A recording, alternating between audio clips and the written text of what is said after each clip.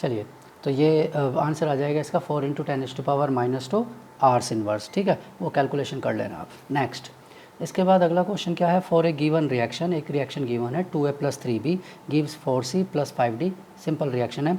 The rate of disappearance of B given है 3 मोल पर litre पर सेकेंड। कैलकुलेट करना है rate of disappearance of A, rate of reaction, rate of appearance of C, rate of appearance of D, यानी सबके बारे में calculate करना। तो कोई दिक्कत नहीं है, हम क्या करते हैं, रेट ऑफ द रिएक्शन लिख लेते हैं। तो रेट ऑफ द रिएक्शन क्या होगा, instantaneous rate of the reaction. Instantaneous rate किसके इक्वल होगा, -1/2 dA/dt equal to -1/3 dB/dt equal to +1/4 dC/dt equal to +1/5 d/dt। ठीक है, अब इसमें कुछ भी जो भी हमें सोल्व करना है, ये वैल्यू हमें गिवन है, मैं सर्कल कर रहा हूँ, इतनी वैल्यू हमें गिवन है। ये है 3 मोल पर लीटर पर सेकेंड, ये वैल्यू गिवन है।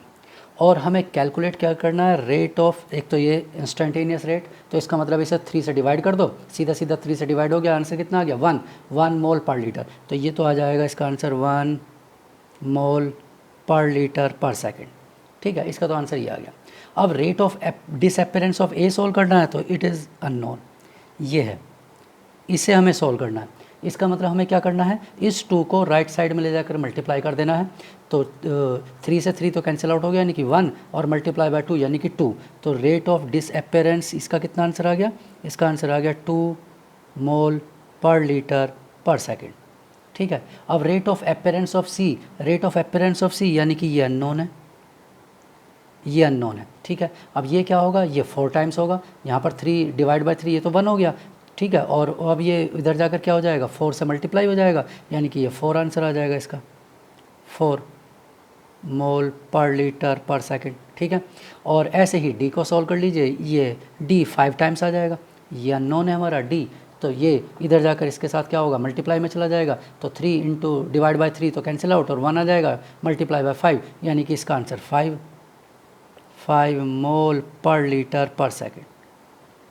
ठीक है, तो इस तरह से, तो ऐसे क्वेश्चन हैं तो बहुत सिंपल है, बस उनका rate of instantaneous rate of reaction लिखिए, एक दूसरे के साथ रिलेशन लिखिए, और ये जो सर्किल मैंने बताया हुआ है उसमें देख लेना कौन रेट होता है और कौन रेट ऑफ डिसअपेरेंस होता है और कौन रेट ऑफ रिएक्शन होता है। ठीक है, चलिए नेक्स्ट,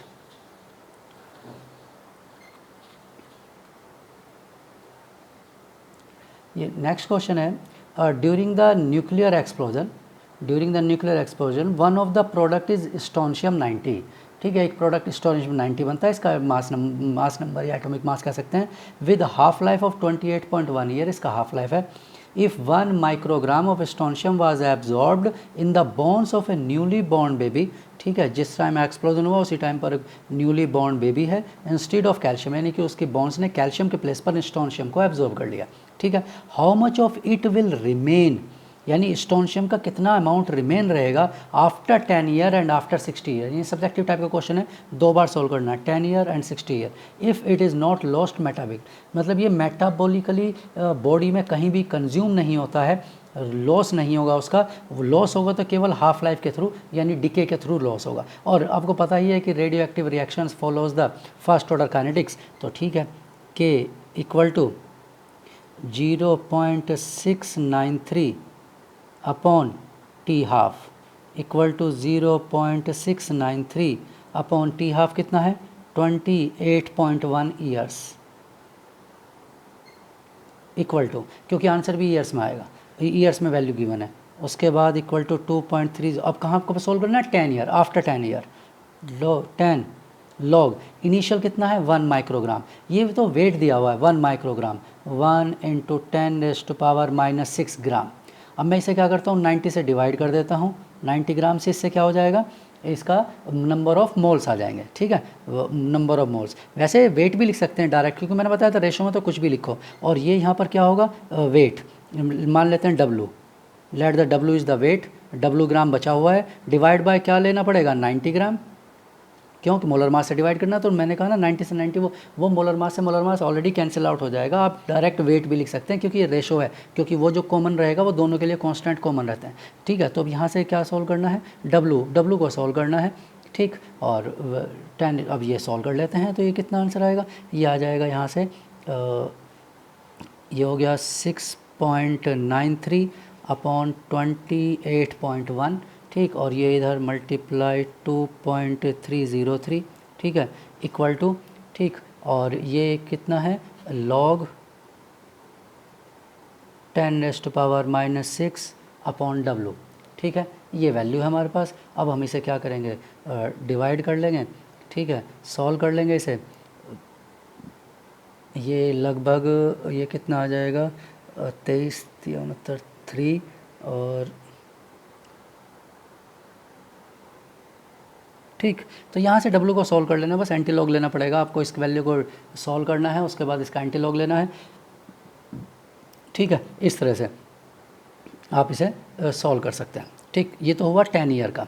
अब इसी तरह से क्या करना है, एक और इक्वेशन लिखना है, डब्लू को सॉल्व कर लेना है यहाँ से। ठीक है, अब ऐसे ही दूसरा इक्वेशन लिखना है, 0.693 हाफ टाइम तो यही रहेगा, इतने ईयर्स। ठीक, इक्वल टू 2.303 अपॉन 60, इस बार क्या है 60 ईयर्स है, लॉग, और वैल्यू तो यही रहनी है 1 × 10⁻⁻6, लेकिन ये मैं इसे W1 लिख देता हूँ और इसे W2, W1 और W2। ठीक है, वो मास से मास, मोलर मास से मास, मोलर मास कैंसिल आउट हो जाएगा। ठीक, तो बस आपको यही करना है, W2 यहाँ से सॉल्व करना है इसी तरह से। ठीक है, 0.693 into 60 upon 28.1 2.303 equal to log 10⁻⁻6 upon W2। ठीक है, तो आपको जैसे यहाँ से W1 सॉल्व किया, ऐसे ही यहाँ से W2 सॉल्व कर लीजिए। तो आपको एंटीलॉग लेना होगा। इसका मतलब एग्ज़ाम में सब्जेक्टिव क्वेश्चन है, तो पहले ये प्रीवियस ईयर का किसी एग्ज़ाम का क्वेश्चन हो सकता है। ठीक है, या बुक में, वहाँ पर क्या होता है प्रीवियस, इसमें पहले सब्जेक्टिव एग्जामिनेशन में क्या होता था, लॉग टेबल परमिटेड होता था। तो आजकल रिसेंटली लॉग टेबल नहीं मिलता, इसलिए ऐसे क्वेश्चन भी नहीं होंगे, और अगर होगा तो यहाँ से जो डिवाइड करने पर, मल्टीप्लाई करने के बाद जो रिजल्ट आएगा उसका एंटी लॉग वैल्यू गिवन होगी, यानी कोई ना कोई उसमें ऐसी numerical value, if it is not multiple of 2 3 5 10, अगर इनमें से किसी टाइप का मल्टीपल नहीं है वो, ठीक है, तो वो उसका लॉग और एंटी लॉग वैल्यू गिवन होगी, अदरवाइज़ नहीं गिवन होगी। ठीक है, तो आप कैलकुलेट करके देख लेना इसे। ठीक, चलिए नेक्स्ट। इसके बाद है for A first order reaction, अगला क्वेश्चन है, for A first order reaction shows that the time required for 99% completion is twice the time required for the completion of 90% of the reaction. ये तो हमें prove करना है। ऐसे numericals भी हो सकते हैं कि कभी क्वेश्चन में 90% फर्स्ट ऑर्डर का डिकम्पोजिशन पूछ लिया, फिर अगली बार 99 का पूछ लिया कि कितना टाइम होगा, तो ट्वाइस का रिलेशन होता है। कैसे प्रूव करेंगे, सिंपल है, फर्स्ट ऑर्डर काइनेटिक्स है, के इक्वल टू क्या होगा, के इक्वल टू होगा 2.303 T1 लॉग, और यहाँ न्यूमेरिकल वैल्यू कितनी ले लें, 100% मान लीजिए, और 99% कंप्लीशन का मतलब है कितना बचा, ओनली 1%। ठीक है, ये हो जाएगा के, इक्वेशन 1, और दूसरी इक्वेशन के इक्वल टू 2.303, ये टाइम T2 ले लेते हैं, और लॉग, ठीक है, यहाँ पर 100, और इस बार कितना कंप्लीशन है, 90% कंप्लीशन मतलब 10% रिमेनिंग। तो यहाँ पर जो होता है वो 99 नहीं लिखना है या 90 नहीं लिखना है, कंप्लीशन ऑफ 99 का मतलब है कि 90% कंप्लीट हुआ, तो यहाँ पर लिखना होता है कंप्लीट नहीं, बचा हुआ रिमेनिंग अमाउंट लिखना होता है आफ्टर दैट टाइम। तो ये हो गया, या आप इसे T 99% और इसे T 90%, यानी कि ऐसे लिख सकते हैं, T1 इक्वल टू T 99% है और T2 इक्वल टू T 90% है, और के दोनों के लिए क्या रहेगा, सेम रहेगा। ठीक है, फ्रॉम इक्वेशन 1 एंड 2, ठीक है, equation 1 and 2, 2.303 upon T1 into log 100 कितना होता है, 2 होता है, इक्वल टू ये हो जाएगा कितना, 2.303 T2, और ये कितना होता है लॉग 10, ये तो 10 आ जाएगा ना, लॉग 10 कितना होता है 1, तो इसलिए ये प्रूव हो गया कि T1 into therefore T2 equal to 2 into sorry T1 equal to 2 into T2 double of. ठीक है, बस ये प्रूव करना था। चलिए नेक्स्ट, इसके बाद अगला क्वेश्चन क्या है, the rate constant for the decomposition of hydrocarbon. कोई एक हाइड्रोकार्बन का रेट कांस्टेंट यानी के is 2.48 418 into 10⁻⁵ per second at 546 Kelvin temperature. If the energy of activation, उसकी energy of activation 179.9 किलोजूल पर मोल गिवन है, what will be the value of pre exponential factor, यानी a को सोल्व करना है, a अननोन है, ठीक है। तो अरेनियस इक्वेशन को यूज़ कर लेते हैं, ठीक। अरेनियस इक्वेशन क्या होती है, k equal to a exponent EA/RT, ठीक है। और जब इसे लॉग की टर्म्स में लिखेंगे तो क्या हो जाएगा, लॉग के 10 बेस में लिख रहा हूँ मैं सीधा, लॉग के equal to log A minus EA upon 2.303 RT, ठीक है, ये होता है। तो बस अब वैल्यूज़ पुट कर देते हैं। तो के की वैल्यू क्या है, के की वैल्यू है 2.418 इंटू 10⁻⁵, ये अननोन है। एक्टिवेशन एनर्जी कितना है, 179.9 इंटू 10⁻³ 2.303। अब ये जूल है तो यहाँ पर R की वैल्यू भी 8.314 जूल होगी, और टेम्परेचर डायरेक्ट गिवन है 546 केल्विन, ठीक है। तो इस टर्म्स में वैल्यू लिखी हुई है, ठीक। तो ये डिवाइड करेंगे तो ये अप्रोक्स 8 दूनी 5 दिया 15 छोड़ दिया 2, ठीक। तो इसे आपको सॉल्व करना पड़ेगा, थोड़ी लेंथी कैलकुलेशंस है, ठीक। ये सॉल्व करिए, इसकी लॉग की वैल्यू लिखिए, ठीक। ये तो -5 हो जाएगा, -5, और ये वाली वैल्यू क्या होगी, 2.4 की वैल्यू आ जाएगी अप्रोक्स 0.4, हाँ 0.4 के आसपास आ जाएगी इसकी वैल्यू। तो लॉग 2.418 अप्रोक्स 0.4 के आसपास होगा, और ये -5 है तो -5 में से 0.4 यानी कि यहाँ पर नेगेटिव का 4.6 रह जाएगा, नेगेटिव का 4.6 रहेगा, ठीक है।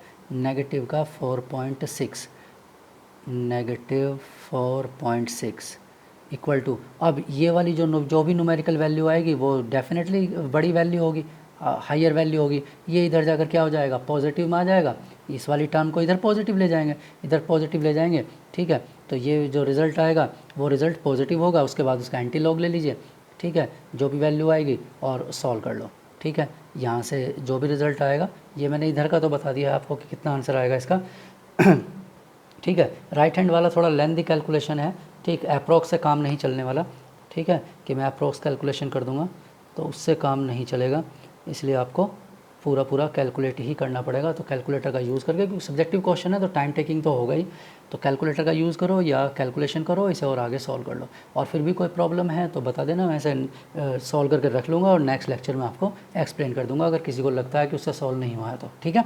चलिए नेक्स्ट, इसके बाद ये नेक्स्ट क्वेश्चन है, the ionic reactions are usually very fast.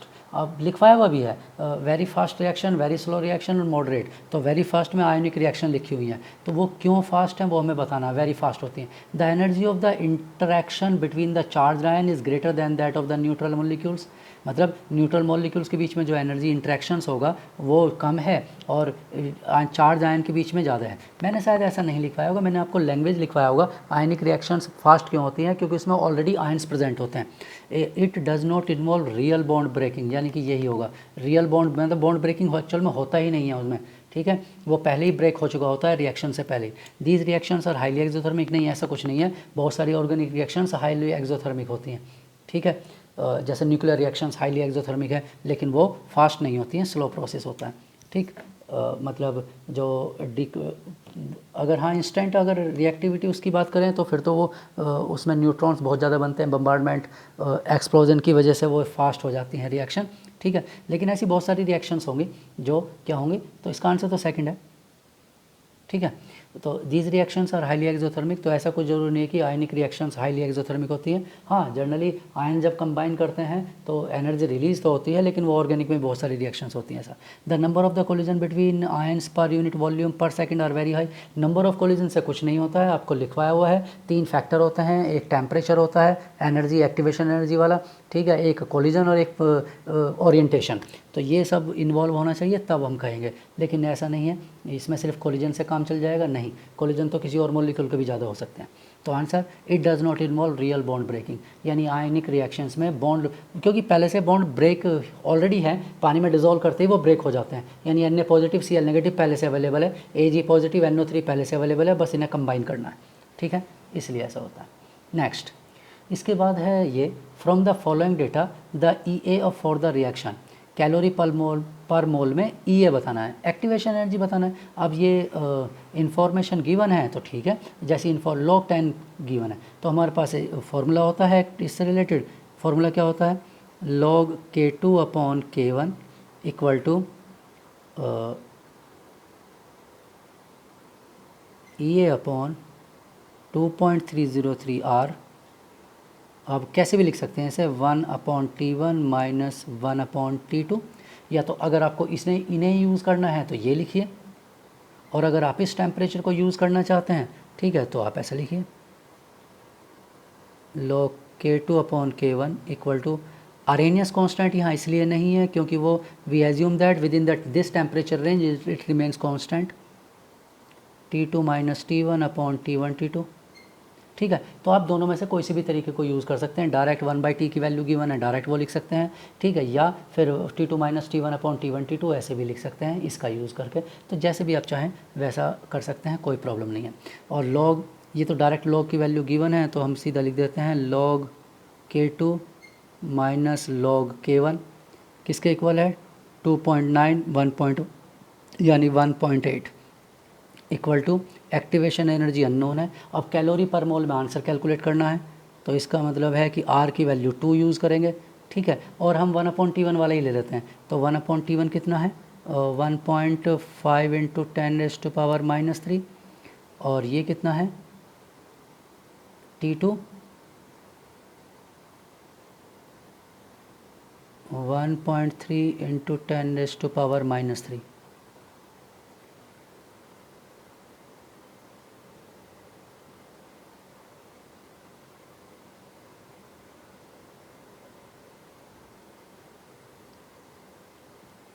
Value positive ही आनी चाहिए। पॉजिटिव कब आएगी, जब हम 1/T1 को ये वाला temperature, T2 is higher temperature, sorry मैंने, ये T1 है, ठीक है, लोअर टेम्परेचर की वैल्यू, और ये T2 है हायर टेम्परेचर की वैल्यू।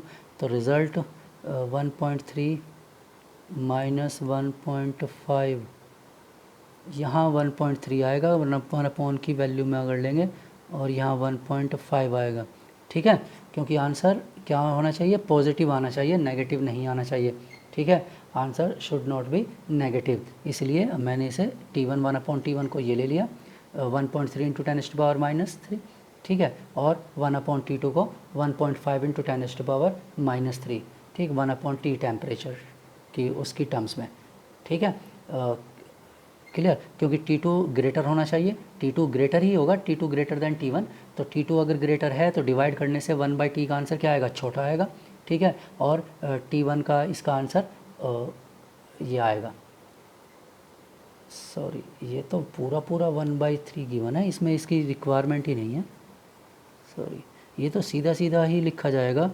1.5 इंटू 10⁻⁻3, क्योंकि 1/, में वैल्यू गिवन है ना, माइनस 1.3 इंटू 10⁻⁻3, ठीक है, डायरेक्ट ही गिवन है। तो इसका मतलब है कि ये रिजल्ट आ गया इसका कितना, मल्टीप्लाई कर लेते हैं, activation energy equal to 1.8 into 2.303 into 2 upon, और इसका जो डिफरेंस आएगा, इसका डिफरेंस आएगा कितना, 0.2 इंटू 10⁻⁻3, ठीक है, ये सॉरी, ये डेसिमल से कैंसिल आउट, 2 से 2 कैंसिल आउट, ठीक है, और ये आ जाएगा 10⁻³ ऊपर जाकर 10⁻³ वो पॉजिटिव में चला जाएगा, तो ये 18 दूनी 36 और 18 × 54 36 और 6 × 5 41, यानी कि ये आ गया 40 अप्रोक्स लिखा मैंने, अप्रोक्स 40 × 10⁻³ यानी ये हो गया अप्रोक्स 4 × 10⁻⁴, तो ये 4 × 10⁻⁴ आंसर आ जाएगा। ठीक है, तो ये हाँ थोड़ी सी हमने गलती करती, वो तो 1/T ऑलरेडी गिवन हुआ है। ठीक है, तो 1/ में लिखने की रिक्वायरमेंट नहीं है, या फिर T2 - T1 ये वाला टेम्परेचर ले सकते हो। 769 - 667 डिवाइड बाई 769 और इंटू 667, कैलकुलेशन थोड़ी बढ़ जाएंगी, इसलिए ये वाला डेटा दिया हुआ है, इसका यूज़ कर लो, डायरेक्ट आंसर सॉल्व। ठीक है, चलिए नेक्स्ट। इसके बाद ये असर रीज़न का एक क्वेश्चन है, the reaction having low values of the activation energy are generally fast. Obviously जिनकी एक्टिवेशन एनर्जी लोअर होगी वो रिएक्शन फास्ट होंगी, जैसे सोडियम की एक्टिवेशन एनर्जी लोअर है, वो रिएक्शन फास्ट करता है then that of iron, zinc वगैरह। ठीक है, अब इसका रीज़न पूछ रहा है कि ऐसा क्यों है, क्योंकि लो एक्टिवेशन एनर्जी से क्या होगा, मोर number of particles cross the energy barrier, more number of particle cross the energy barrier, ये होता है लो एक्टिवेशन एनर्जी से। तो यहाँ तो रीज़न क्या लिखा है, टेम्परेचर कोफिशिएंट, टेम्परेचर कोफिशिएंट का तो इससे कोई रिलेशन भी नहीं है। और टेम्परेचर कोफिशिएंट क्या लिखा है, temperature coefficient for reaction having low activation energy is large.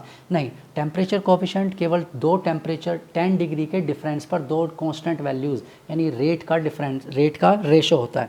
Temperature coefficient is the ratio of the rate by the difference of 10 degree temperature. तो 10 डिग्री टेम्परेचर का डिफरेंस लेने पर रेट डबल होता है 3 time. उसका एक्टिवेशन एनर्जी से कोई मतलब नहीं है, लो एक्टिवेशन एनर्जी होगी तब भी रेट डबल या ट्रिपल होगा by each 10 degree rise in temperature, और अगर एक्टिवेशन एनर्जी हाई है तब भी ऐसा ही होगा, डबल होगा या ट्रिपल होगा by the each 10 degree rise of the temperature. इसलिए इसका इससे कोई रिलेशन नहीं है, यानी कि असर्शन तो करेक्ट है लेकिन रीज़न क्या है, इनकरेक्ट है। तो इसमें सी स्टेटमेंट करेक्ट होगा, मतलब सी वाला करेक्ट है, क्योंकि सी वाले में लिखा होता है A is correct, R is, reason is incorrect, false ऐसा लिखा होता है। ठीक है, चलिए नेक्स्ट। उसके बाद अगला क्वेश्चन क्या है, the half life of A first order chemical reaction, half life इतना गिवन है, the time required for the completion of 99%। तो सिंपल, फर्स्ट ऑर्डर है k = 0.693 upon T half,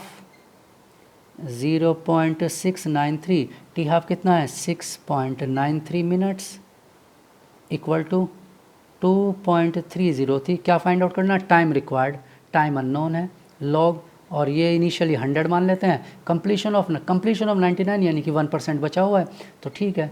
therefore time क्या हो जाएगा, टाइम हो जाएगा ये 6.93 × 2.303, और लॉग 100 कितना होता है 2 × 2 डिवाइड बाय ये टाइम के साथ ये 0.693 मल्टीप्लाई में है।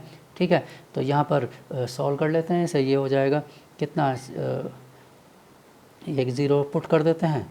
ठीक है, और ये 3 डेसिमल से 2 डेसिमल को हटा देते हैं, इससे कैंसिल आउट हो गया, मल्टीप्लाई कर लो बस इसका। 20 को 2 से मल्टीप्लाई किया 40 और 2 का 46, तो अप्रॉक्स 46 मिनट्स। ठीक है, तो 99% कंप्लीट होने में 46 मिनट्स में रिएक्शन क्या हो जाएगी, ऑलमोस्ट 99% कंप्लीट हो जाएगी। ठीक है, अप्रोक्स। ठीक है, और एक्यूरेट करना चाहो तो और एक्यूरेट देख लेना, मैंने तो अप्रोक्स कैलकुलेशन किया है। ठीक है, चलिए नेक्स्ट।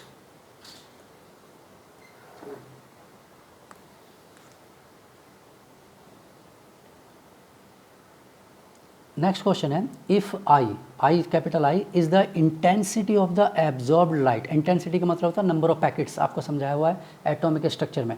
इंटेंसिटी या उसमें हाँ काइनेटिक थ्योरी, उसमें जब आपने फोटो इलेक्ट्रिक इफेक्ट पढ़ा होगा, ठीक है, तो उसमें आपको ये समझाया होगा, ठीक, कि इंटेंसिटी क्या होता है। Intensity is number of the packets of the light, absorb light. ठीक है, और C is the concentration of A B, कोई ए बी रिएक्टेंट है फॉर द फोटोकेमिकल रिएक्शंस, ध्यान रखना फोटोकेमिकल है। A B plus radiation gives A B star, यानी कि कोई उसका एक्साइटेड स्टेट बना। The rate of formation of A B star is directly proportional, ये किस पर डिपेंड करेगा, ए बी स्टार का फॉर्मेशन। ठीक है, तो ए बी स्टार का फॉर्मेशन किस पर डिपेंड करेगा, फोटोकेमिकल रिएक्शन है। तो फोटोकेमिकल रिएक्शन में क्या होता है, फोटोकेमिकल रिएक्शन में जीरो ऑर्डर रिएक्शन होता है, यानी कि रिएक्टेंट के अमाउंट पर डिपेंड नहीं करता है, वो किस पर डिपेंड करता है, लाइट की इंटेंसिटी पर डिपेंड करता है, लाइट की इंटेंसिटी पर, यानी कि बी आंसर। लाइट की इंटेंसिटी के डायरेक्टली प्रोपोर्शनल होगा। लाइट की इंटेंसिटी डबल करेंगे, यानी कि डबल पैकेट कर देंगे, तो means double particles can take part in reaction because one molecule absorb one packet. तो एक मॉलिक्यूल, एक पैकेट 100 मॉलिक्यूल्स हैं और 100 पैकेट आपने प्रोवाइड किए हैं, मतलब 50 पैकेट प्रोवाइड किए, तो 50 मॉलिक्यूल्स ही पार्टिसिपेट करेंगे, ठीक है। अब लेकिन आपने 100 पैकेट प्रोवाइड कर दिए एनर्जी के, तो 100 पार्टिकल्स रिएक्ट करेंगे, यानी कि आई पर डिपेंड करता है, वो ए बी के अमाउंट पर डिपेंड नहीं करता है, ठीक है। तो इंटेंसिटी ये फोटोकेमिकल के लिए है, ओनली फॉर फोटोकेमिकल, क्योंकि photochemical reaction generally zero order को फॉलो करती हैं, अमाउंट वो फोटॉन्स पर डिपेंड करती हैं, because one molecule absorb one photon, एक पैकेट ही एब्जॉर्ब करेगा, वो जब वो इसे कंज्यूम कर लेगा तब दूसरा पैकेट एब्जॉर्ब करेगा, ठीक है, इस तरह से होता है। नेक्स्ट, इसके बाद अगला क्वेश्चन है, in dilute aqueous H2SO4 the complete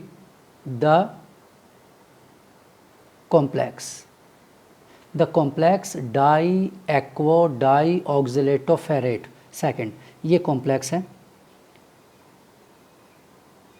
Fe, aquo का मतलब होता है वाटर, डाई, ऑक्सिलेटो का मतलब होता है ऑक्सिलेट, डाई, और 4 नेगेटिव इसका होगा, 2 आयरन का, यानी कि 2 नेगेटिव चार्ज।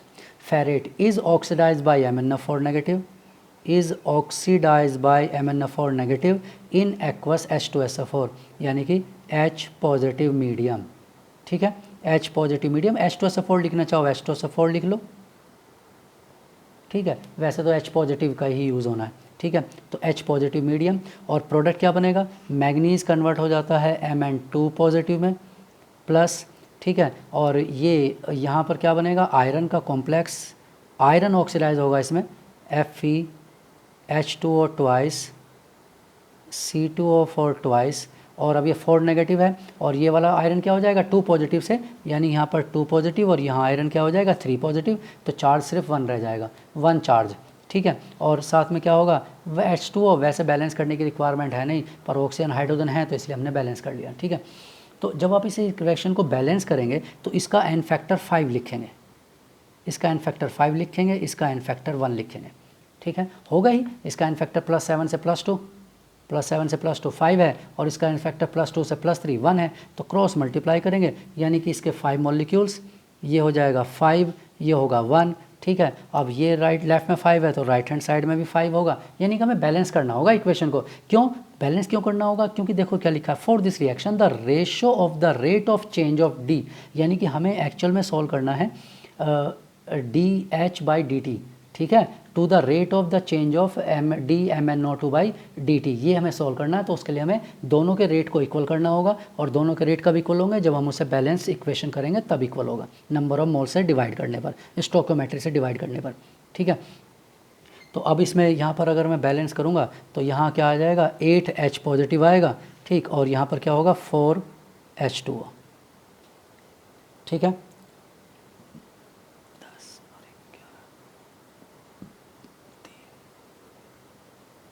ऐसा क्यों, अब आप कहेंगे कि ऐसा क्यों किया, 8 से क्यों, बट देखिए यहाँ पर 5 से 2 नेगेटिव, 5 × 2 कितना 10 नेगेटिव, और 1 नेगेटिव 11 नेगेटिव, लेफ्ट साइड में 11 नेगेटिव चार्ज थे, इसे 8 को भूल जाओ।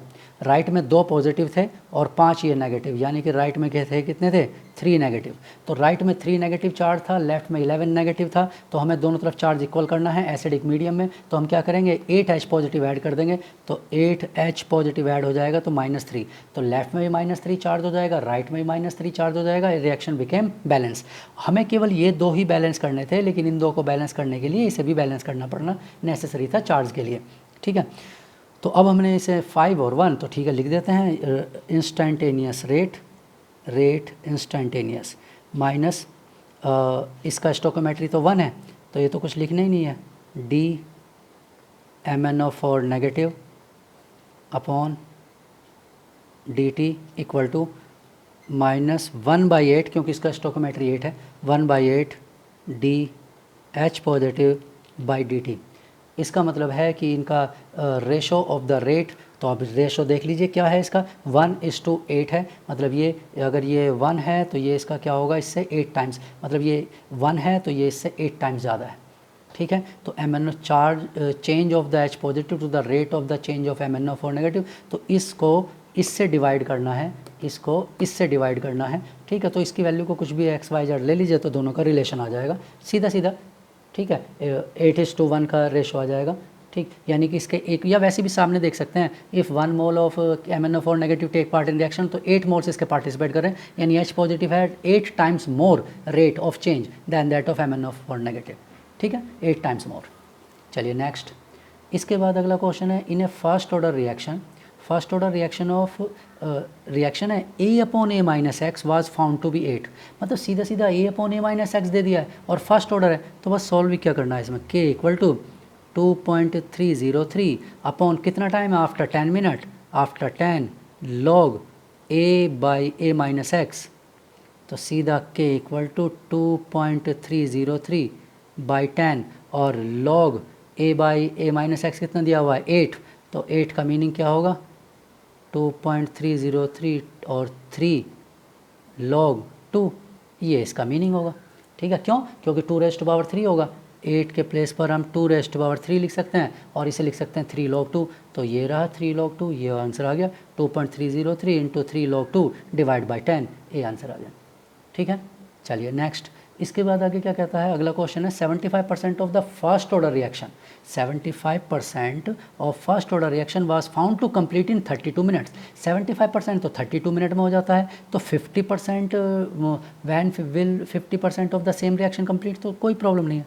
फर्स्ट ऑर्डर रिएक्शन है 2.303, टाइम कितना है 32 मिनट्स, 32 मिनट्स लॉग, और कितना परसेंट इनिशियल का 75%, इनिशियल मान लो 100 मान लिया, तो इस समय कितना बचा हुआ है 25, यानी 4 इक्वल टू, अब K तो सेम ही रहेगा, मैं डायरेक्ट लिख रहा हूँ 2.303 टाइम अननोन है, लॉग इस बार 50% डिकम्पोज की बात कर रहा है, तो 100 लिया हुआ है परसेंटेज, तो 50% बचा हुआ है, तो यानी कि log 2, तो ठीक है लिख लेते हैं 2.303 32 log 4 की वैल्यू कितनी होती है 0.6, 2.303 टाइम और log 2 की वैल्यू, सॉरी इसे मल्टीप्लाई सीधा कर देते हैं ना, log 2 की वैल्यू 0.3, तो ये इससे कैंसिल आउट हो गया और ये इससे कैंसिल आउट हो गया 0.2, तो टाइम इक्वल टू कितना आया 32/0.2, ठीक है।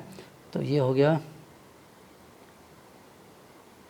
सॉरी ये तो 2 आ जाएगा ना, सॉरी सीधा 2 आ जाएगा, तो डेसिमल है ना, 2 आ जाएगा, तो 32 यानी कि 16 मिनट, तो 16 मिनट आंसर आ गया, ठीक है क्लियर। तो बस हमें क्या करना है, जैसा वो कह रहा है फर्स्ट ऑर्डर के ही क्वेश्चन आएंगे मैक्सिमम, ठीक है। और मेडिकल में तो खासकर यही होगा कि इसी टाइप के सिंपल एक एक दो लाइन के ही क्वेश्चन होंगे, ज़्यादा कुछ कॉम्प्लिकेशंस नहीं होंगे, ठीक है। IIT में थोड़ा सा मेंस के एग्ज़ाम में थोड़े लेंदी क्वेश्चंस होंगे, ठीक है, लेकिन वो होंगे इसी टाइप के ही, कोई ज़्यादा वो नहीं है, फर्स्ट ऑर्डर को ही फॉलो करेगा।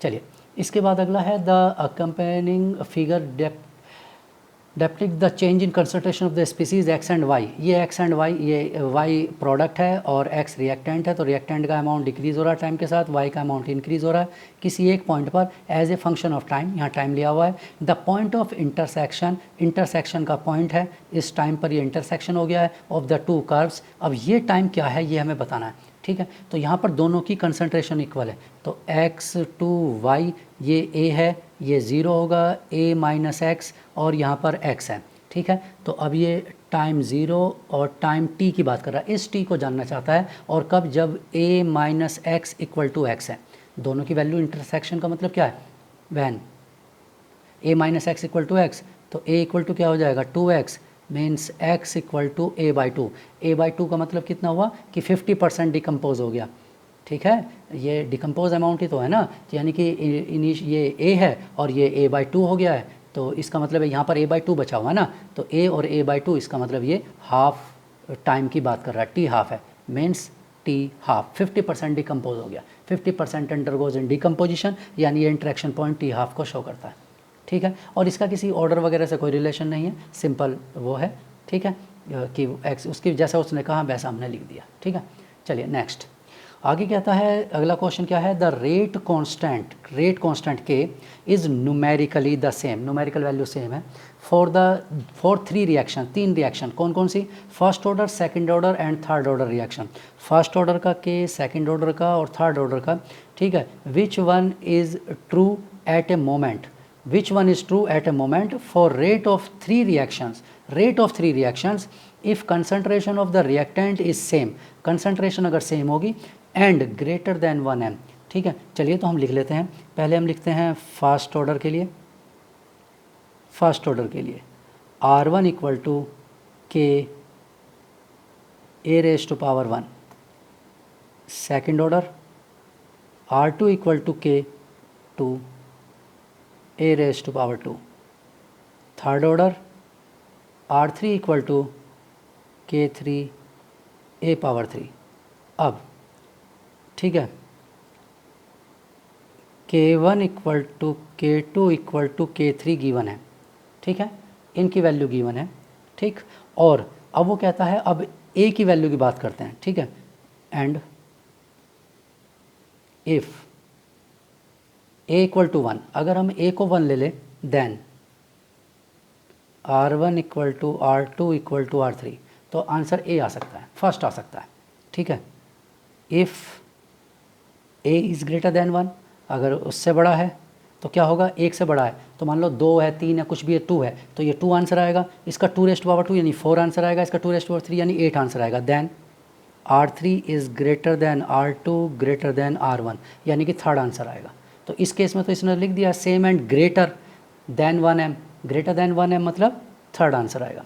इफ़